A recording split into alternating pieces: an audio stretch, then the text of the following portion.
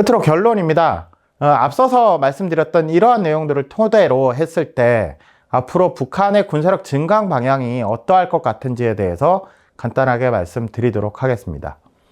일단 지금까지 4년 넘게 추진한 북한의 국방력 발전 5개년 계획을 5개년 계획의 추진 상황을 총괄적으로 평가를 해보면 핵무기, 그리고 단거리, 근거리, 중거리, 장거리 이런 지대지 탄도미사일, 그리고 순항미사일, 이러한 미사일들을 발사할 수 있는 이동식 발사대 차량, 그리고 육군의 다용도 전투장갑차, 조종 방사포탄 이런 것들에 대해서는 상당한 성과를 거둔 것으로 평가할 수가 있겠습니다. 하지만 해군과 관련된 특히나 수중발사 핵 전략무기, 핵 추진 잠수함, 해군력의 총괄적인 총체적인 강화 이런 것들에 대해서는 아직 이렇다 할 성과를 거두지는 못한 것으로 평가할 수가 있겠습니다. 이런 내용으로 미뤄봤을 때 올해 북한이 주요하게 추진할 것으로 예상되는 사항은 현재까지 성과를 거둔 사안에서의 성과는 더욱 극대화하는, 그러니까 핵이나 미사일과 관련해서는 성과를 더욱 극대화하려고 노력을 할 가능성이 커 보이고요. 아직까지 성과를 도출하지 못한, 예를 들면 해군 부분 그리고 공군 부분에서 성과 도출을 위해서 진력할 것으로 예상이 됩니다. 그러면 앞서 말씀드린 내용과 관련해서 한 가지 고려할 사항이 무엇이냐에 대해서 말씀을 드리지 않을 수가 없는데요.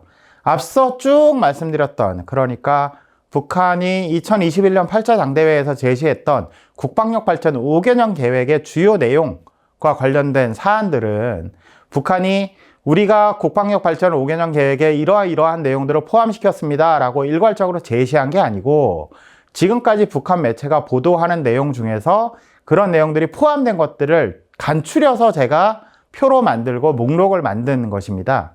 다시 말씀드리면 국방력 발전 5개년 계획에는 포함되어 있지만 아직 북한 매체에 공개되지 않은 사안이 있을 가능성이 농후하다라는 것입니다.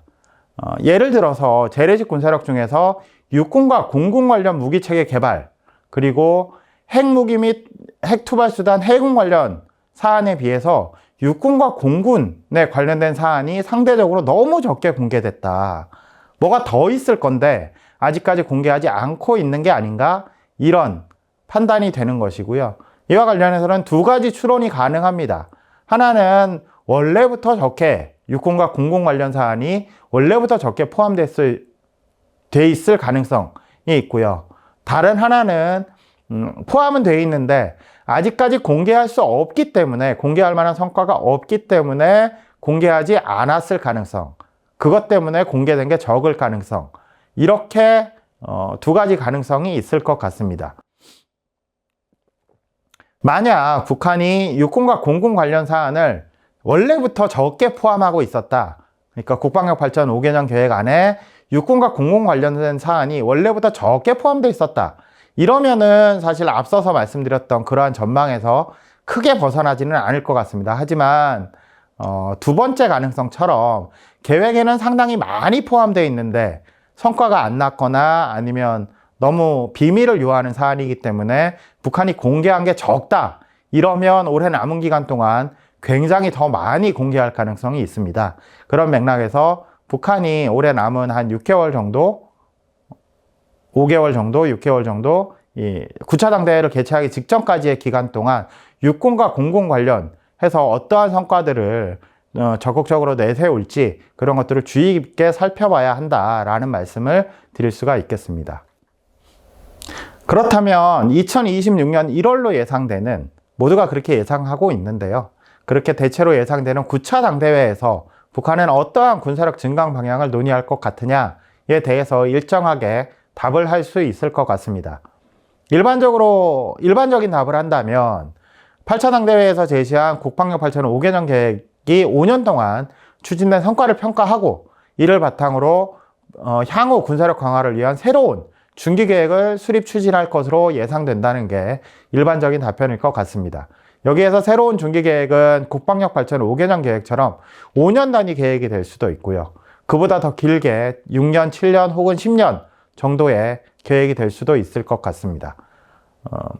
한편으로는 이제 북한도 계속해서 군사력 증강, 특히 무기 개발을 열심히 하고 있기 때문에 다른 나라 사례를 많이 참고할 수 있을 것 같습니다.